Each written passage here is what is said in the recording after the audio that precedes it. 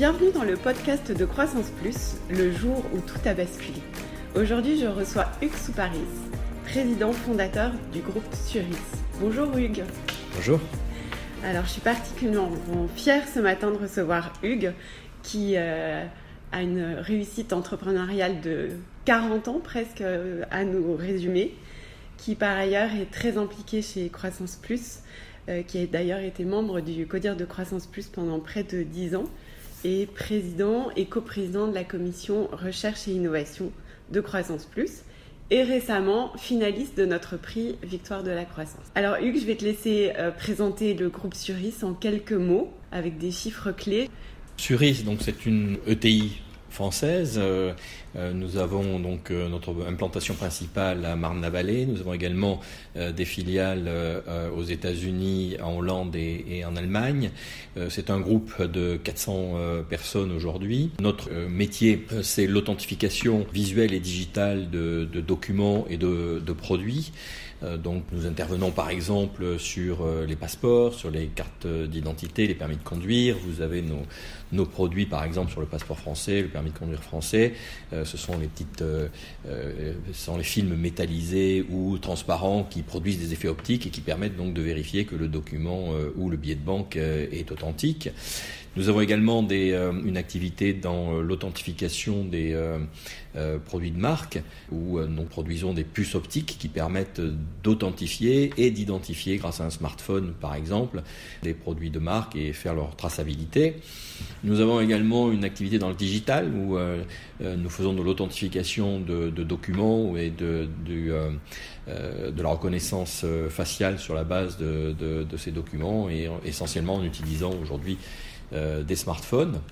Nous avons une activité essentiellement à l'export. 90% de notre chiffre d'affaires est exporté. Nous avons une activité dans à peu près 125 pays aujourd'hui qui utilisent nos technologies sur les documents d'identité, les billets de banque ou les produits sensibles.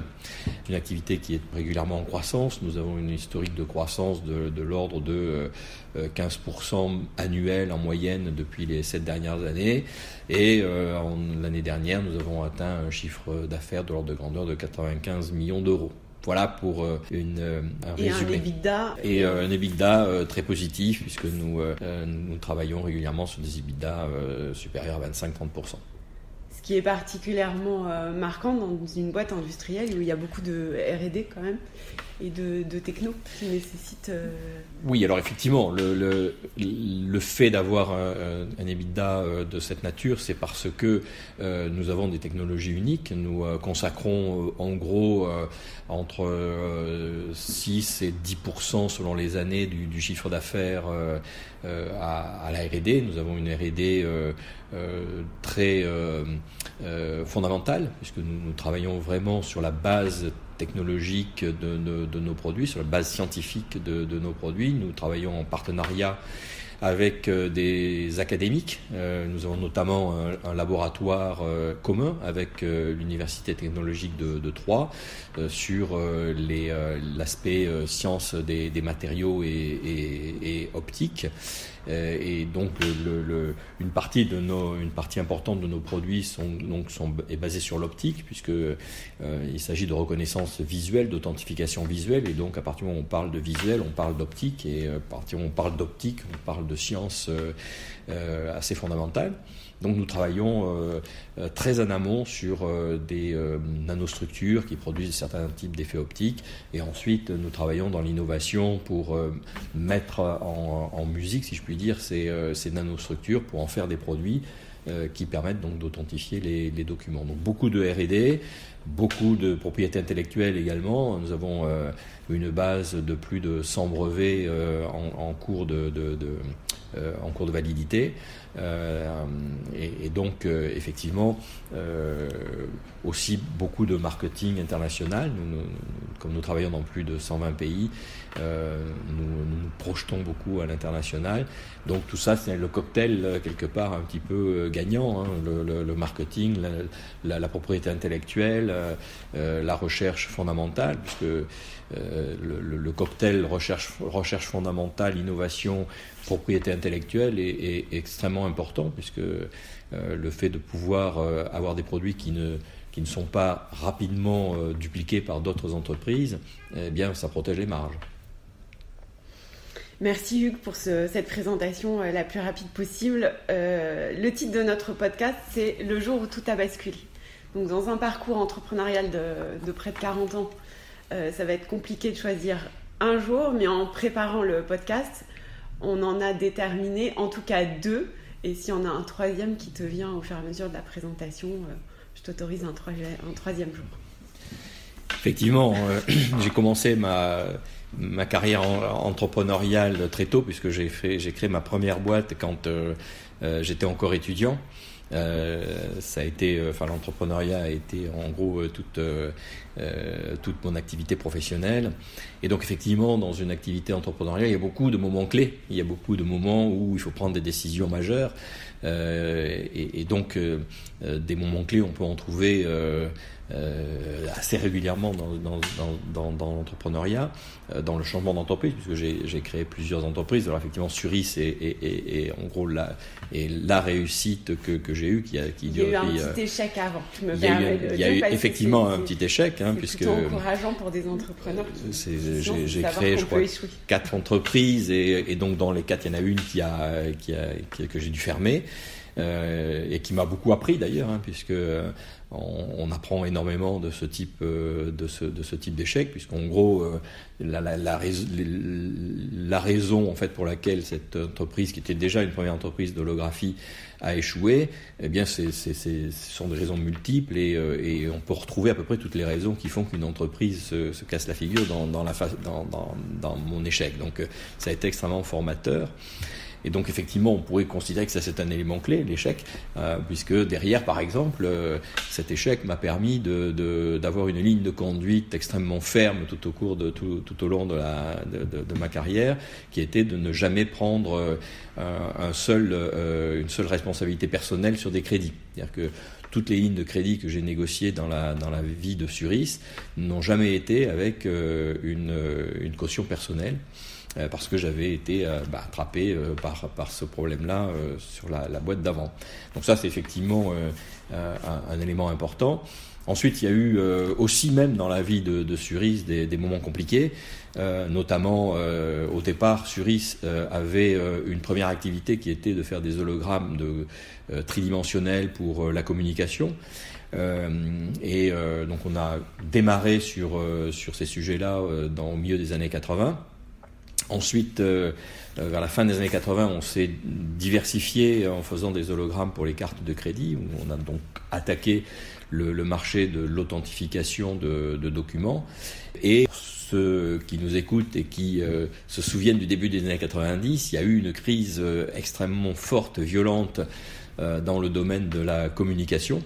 Et comme à l'époque nos hologrammes tridimensionnels étaient un petit peu la cerise sur le gâteau des grands communicants, quand ces grands communicants ont disparu et le gâteau avec, eh bien la cerise n'existait tout simplement plus, et d'une année sur l'autre, j'ai vu mon chiffre d'affaires qui était à l'époque je parle de 1992, mon chiffre d'affaires était à l'époque de 8 millions de francs en communication et de 4 millions de francs en sécurité, et en 93 j'ai fait juste 0 en communication. Donc c'était très violent, 2/3 du chiffre d'affaires qui disparaissent en quelques mois. Ça a été compliqué à vivre. La boîte est passée au bord de la cessation de paiement à ce moment-là. Et c'est là que j'ai pris la décision d'arrêter complètement tout de suite. Dès que j'ai vu, j'ai pris connaissance de l'ampleur du sujet, j'ai décidé du jour au lendemain d'arrêter tout effort dans le domaine de la communication, plus une seule visite client. Je suis même allé dans le laboratoire dans lequel on fabriquait les hologrammes à l'époque, et j'ai tout cassé, de façon à ce que radicalement l'entreprise se concentre à 100% sur le domaine de la sécurité. Au même moment, mon associé avec lequel j'avais créé l'entreprise quelques années avant a décidé que finalement l'entrepreneuriat c'était pas pour lui, Et donc je me suis retrouvé en fait tout seul dans une boîte qui était en quasi dépôt de bilan avec un nouveau paradigme qui était on ne fait plus que de la sécurité. Et ce tournant-là en fait a été salvateur et a permis de bâtir en fait ce qui est devenu Suris, un leader mondial dans le domaine de l'authentification et de la sécurité des documents. Donc ça n'a pas été un jour précis, mais c'était un momentum de quelques mois qui a changé complètement la destinée de l'entreprise. Ensuite, effectivement, dans l'histoire, il y a eu un deuxième moment clé extrêmement important qui a été quelques années à la suite de cette première décision. Donc on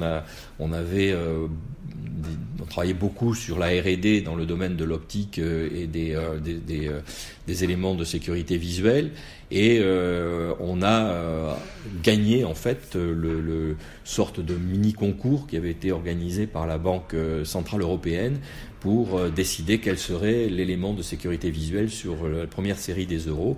Et donc Suris, à l'époque, on s'appelait Hologram Industrie d'ailleurs, Hologram Industrie à l'époque a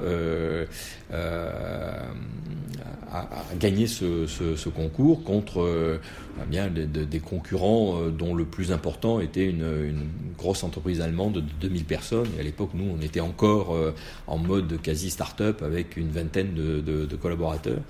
Et donc évidemment, cette décision, ce contrat-là a été majeur dans la perception que l'extérieur avait de nous-mêmes et de la qualité de nos technologies.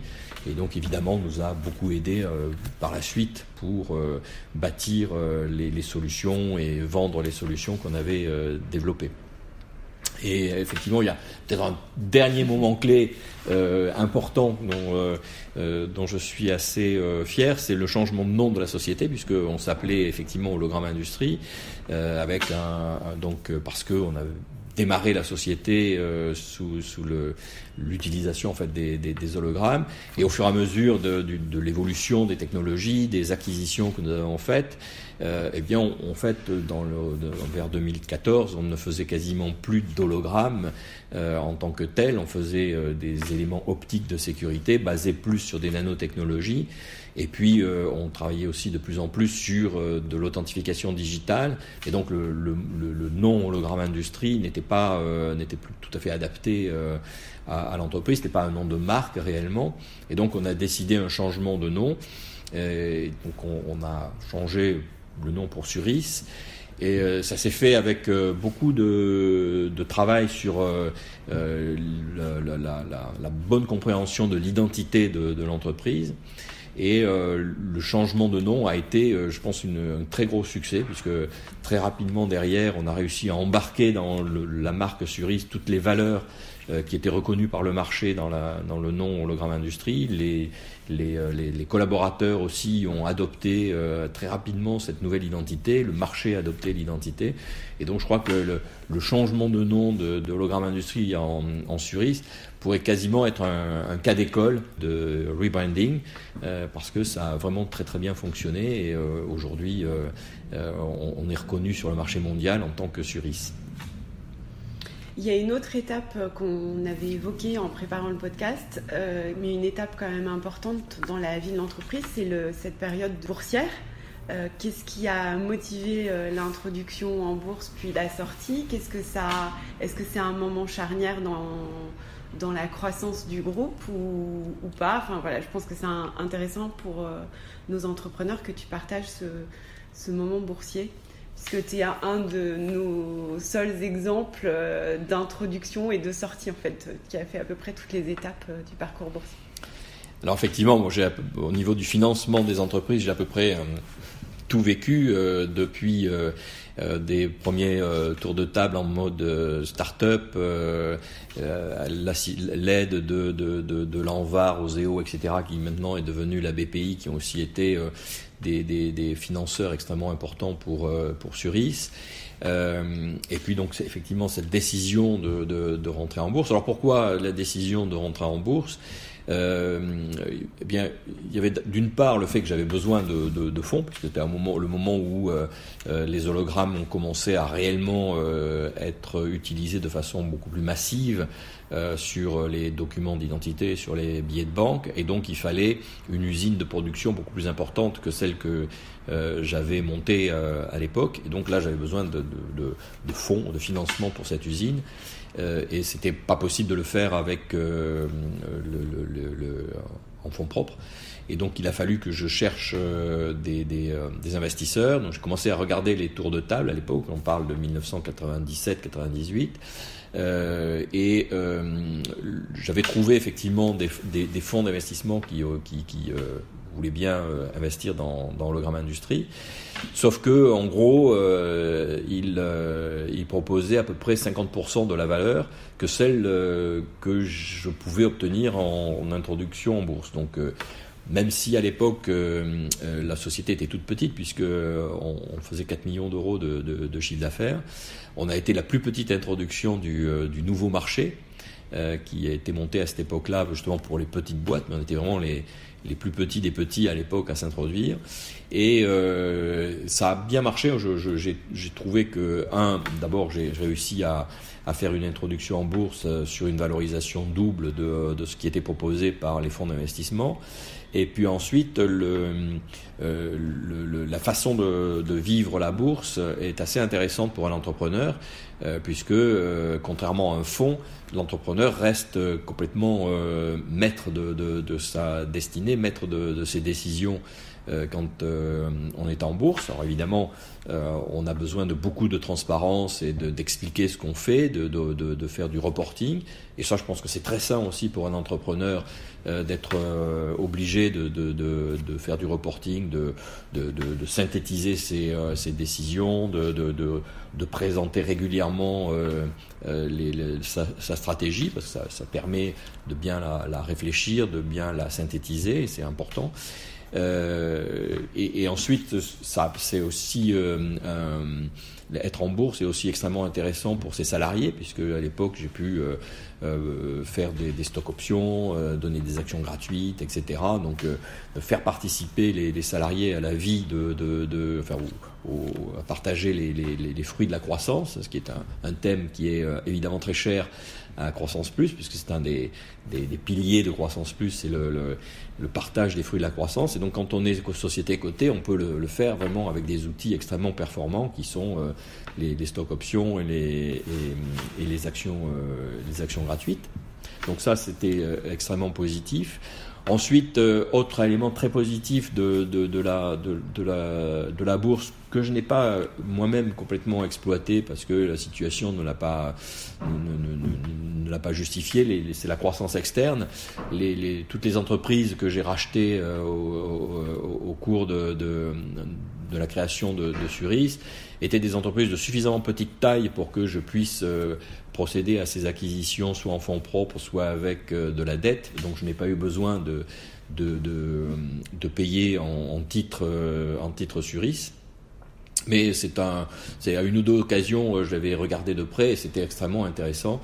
Et je pense que pour des entrepreneurs qui veulent à la fois rester indépendants dans leurs décisions et avoir des fonds pour faire de la croissance externe, le fait d'être en bourse est extrêmement intéressant. Ensuite, j'ai choisi de sortir de bourse aussi pour d'autres raisons, parce que dans un métier comme le mien où la confidentialité est extrêmement importante, le fait d'être en bourse nécessitait beaucoup d'informations, beaucoup de transparence, et notamment on a un concurrent qui est extrêmement notre plus gros concurrent et qui lui ne publiait rien du tout. Donc lui il lisait à livre ouvert dans ce que nous on faisait, dans ce qu'on allait faire, puisqu'il connaissait même nos investissements, alors que nous on savait même pas quel chiffre d'affaires il faisait. Donc on avait le fait d'être en bourse pour nous induisait un déséquilibre de concurrence qui était quand même assez dommageable. Et puis ensuite, comme il fallait que je trouve une sortie une sortie capitalistique pour moi, puisque à un moment donné, comme mes enfants ne voulaient pas continuer dans la même société, dans la même branche, il fallait que j'envisage la cession de l'entreprise. Et donc céder une entreprise qui est cotée est problématique, puisque l'acheteur, lui, il sait à quel prix il achète les titres que vous lui vendez, mais il ne sait pas à quel prix il va acheter les titres qui sont sur le marché. Et donc c'est très compliqué d'envisager une cession d'entreprise cotée, puisque ça nécessite une OPA, etc., dont peu d'acheteurs veulent prendre le risque. Et donc j'ai pris le risque moi-même, avec l'appui d'un partenaire financier, de sortir la boîte de bourse pour préparer une revente ultérieure. Étape dans laquelle je suis là tout de suite en ce moment, puisque Suris est en fin de cycle de session. Merci Hugues pour cette présentation de ces moments clés. Question suivante. Chez Croissance Plus, on considère que l'entrepreneur de croissance a une obligation de partage de la valeur avec ses salariés, puisque c'est l'ADN de Croissance Plus, mais qu'au-delà de ça, l'entrepreneur a un impact sur l'environnement, sur la société et un engagement sociétal. En quoi tu as développé Suris en incluant cette dimension environnementale, sociale et sociétale? Alors, la dimension sociétale de Suris est quasiment, je dirais, intrinsèque, puisque notre métier, c'est quelque part de donner de la confiance. C'est de donner de la confiance dans les moyens de paiement, de limiter la fraude dans les moyens de paiement, c'est de donner de la confiance dans les documents d'identité, donc limiter la fraude dans les documents d'identité. C'est aussi limiter la contrefaçon des produits, et notamment des produits pharmaceutiques. On le sait pas beaucoup, mais dans le monde, il y a plus de 700 000 personnes qui sont considérées comme étant victimes chaque année des médicaments contrefaits. Et donc le fait de proposer des solutions pour authentifier les médicaments a évidemment un impact dans tous les pays qui décident d'utiliser ces technologies-là. Donc le fait d'apporter des solutions qui permettent à tout le monde de vivre dans un monde dans lequel il y a plus de confiance dans les produits et les documents, confiance dans les autres aussi, puisque il est important dans un certain nombre de situations d'être certain de l'identité de la personne que l'on a en face. Donc cet impact sur la confiance est je pense, important et fait partie de l'ADN de Suris déjà. Ensuite, Suris est une entreprise industrielle donc nous manipulons un certain nombre de produits chimiques qui nous permettent de fabriquer nos produits, des vernis, des encres, des colles, etc. Et au fur et à mesure des années, on a développé une maîtrise, je dirais, excellente de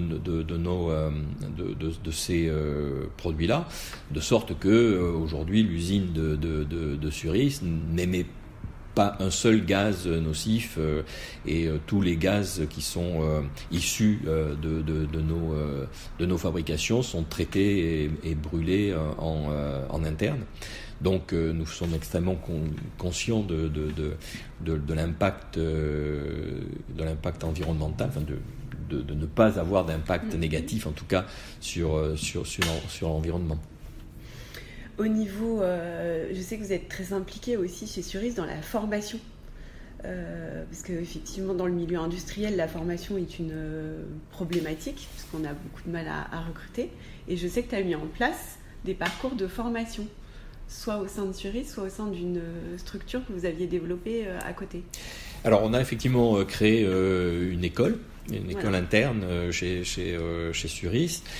Évidemment, le recrutement est un problème chez tous les entrepreneurs.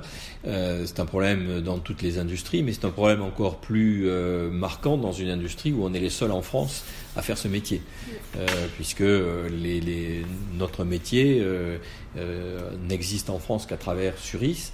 Nos concurrents sont anglais ou allemands, et donc évidemment la mobilité de personnel de personnel d'usine entre la région de Düsseldorf et la région parisienne est un peu compliquée. Donc la seule solution pour nous, c'est de former nous-mêmes nos opérateurs, de former nous-mêmes nos techniciens, et donc nous avons développé en interne une école de formation avec des petites promotions, etc. Enfin, un parcours qui permet aux gens donc à la fois d'apprendre le métier, mais aussi de se perfectionner et de permettre de la mobilité à l'intérieur de l'entreprise sur des métiers un petit peu différents. La polyvalence aussi est un élément important dans l'entreprise, puisqu'on a beaucoup de produits différents, beaucoup de machines, et donc avoir des opérateurs qui connaissent plusieurs équipements, eh bien c'est favorable à la fois pour eux, parce que ça leur change quand ils travaillent sur plusieurs équipements, c'est plus agréable comme métier, et puis pour l'entreprise ça permet de donner plus de souplesse. Donc effectivement une formation interne. L'autre aspect aussi de la formation que nous pratiquons beaucoup, de l'autre en haut on va dire du savoir-faire, c'est la formation avec les universités, puisque nous avons tous les ans plusieurs contrats CIFRE avec les universités, donc des gens qui passent leur doctorat soit chez nous, soit dans l'université, mais sur des sujets que nous développons en collaboration avec les partenaires académiques. Et ça, c'est quelque chose d'extrêmement intéressant pour les entreprises qui font de l'innovation, puisque ça vous permet à la fois de bénéficier de l'encadrement de professeurs d'université sur des sujets très complexes, et ça vous permet également d'avoir des gens qui sont formés à vos métiers, des gens de haut niveau, qui ensuite, évidemment, sont souvent des gens passionnés par la technologie, par les sujets sur lesquels ils travaillent, et donc sont extrêmement heureux de continuer leur carrière à l'intérieur des laboratoires de Suris. Merci Hugues. Question suivante, c'est la question What if no limits? Si tu avais, Hugues, une baguette magique ou un super pouvoir, quelle est la première chose que tu changerais dans le monde? Alors dans le monde, je ne sais pas, dans mon activité probablement. C'est-à-dire que si je pouvais d'un coup de baguette magique revenir 30 ans plus jeune et avoir les mêmes moyens que ceux que j'ai aujourd'hui, le même niveau de connaissance et d'expérience, je pense que je pourrais là avoir quasiment nos limites dans mes espoirs de développement et dans la croissance de Suris.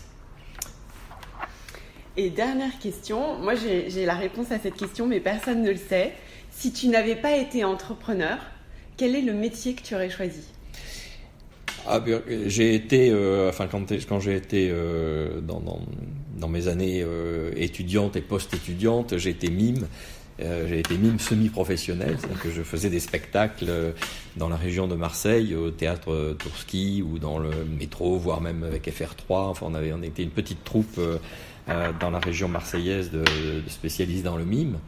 Et ensuite, j'ai fait aussi un peu de théâtre. J'ai fait aussi un petit film, un court-métrage qui à l'époque a même été primé au Festival amateur de Cannes. Donc j'étais extrêmement attiré par le métier de comédien, cinéma, etc. Et il y a eu un moment où la bascule aurait pu passer du côté mime acteur. Et d'ailleurs dans la troupe dans laquelle j'étais à l'époque, il y a deux de mes anciens camarades qui eux sont restés professionnels et qui ont continué toute leur carrière dans le mime et le théâtre. Et du coup, c'est comme ça que tu envisages la suite, l'après Suris? Non, l'après Suris, là maintenant, je pense que pour réussir dans le domaine artistique. Je pense qu'il faut effectivement l'envie, il faut du talent, mais il faut aussi beaucoup de travail et d'expérience, et c'est pas dans les quelques années qui me resteraient à avoir cette activité-là que je pourrais acquérir suffisamment d'expérience pour prendre plaisir à donner du plaisir aux gens. Je pense que je suis pas quelqu'un qui fait les choses en amateur trop, et donc si je le faisais, il faudrait que ça soit très bien, et je pense que je n'ai plus le temps de faire ça très bien, et donc je vais plutôt continuer ma carrière dans des choses que je connais un petit peu plus. D'accord. Et tu peux nous en dire un peu plus justement ? Alors là tout de suite, c'est un petit peu tôt pour donner les grandes lignes, mais bon, j'ai déjà commencé à monter un fonds d'investissement, et donc j'ai déjà pris des participations dans un certain nombre d'entreprises, notamment des startups. Donc ça, c'est une partie de l'activité que je vais avoir. Comme mes enfants ne reprennent pas la suite de Suris, et que eux sont très tournés vers des investissements à impact, une partie importante, voire à terme la majeure partie des fonds de ma société d'investissement seront sur des projets à impact positif. Et par ailleurs, je suis moi, à titre personnel, très intéressé par les résurrections de marques. Et j'aimerais bien trouver des projets de résurrection de marques où je pourrais reprendre des entreprises avec un savoir-faire industriel ou artisanal français, et porter cette ou ces entreprises vers une destinée plus internationale, plus design, plus organisée au niveau production, etc. Enfin, amener dans ce domaine-là un certain nombre de choses que je sais bien faire, et qui permettraient à une marque une marque ancestrale de renaître ou d'exploser à l'international. Beau projet en perspective. Merci beaucoup Hugues pour ce partage. À très bientôt sur le podcast de Croissance Plus.